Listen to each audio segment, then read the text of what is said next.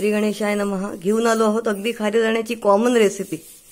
खरं म्हणजे ही अगदी नेहमीसारखीच रेसिपी आहे, पण अनेकांनी छान प्रकारे केलीही आहे, परंतु आपली त्यात काहीतरी भर असावी असं वाटलं म्हणून ही रेसिपी मी करते आहे. आणि यात वेगळेपणा म्हणजे अगदी कमी पाण्यात मी हे दाणे भिजवले आहेत.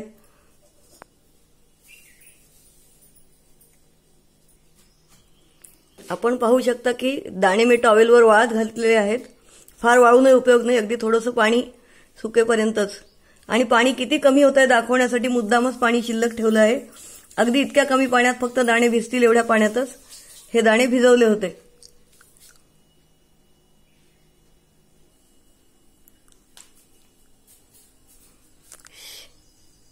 आपण पाहू शकता की अगदी कमी मीठ मी भाजायला घेतलंय. ते आता गरम झालंय.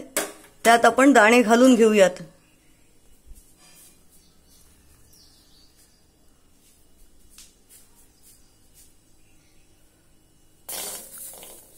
अशा प्रकारे सर्व दाणे आपण घालून घेऊयात.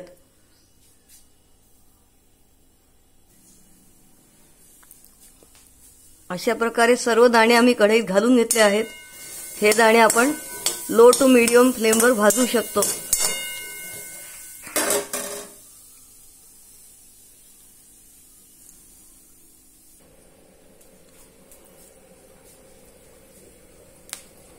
आपण पाहू शकता की दाण्यातून चटचट असा आवाज येत आहे. हे घुंगरू दाणेच आहेत, लांबट नाहीत, पण यांचेही दाणे चांगले होतात असा अनुभव आहे.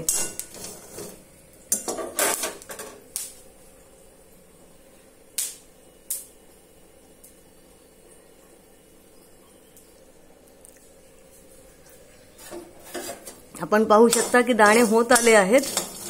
मी 4 वाजता दाणे भिजवले होते आणि 6ला व्हिडिओला सुरुवात केली. दाणे भिजवत असताना मी त्यात 1 चमचा मीठ घातलं होतं, म्हणजे किमान 2 तास तरी दाणे भिजले पाहिजेत.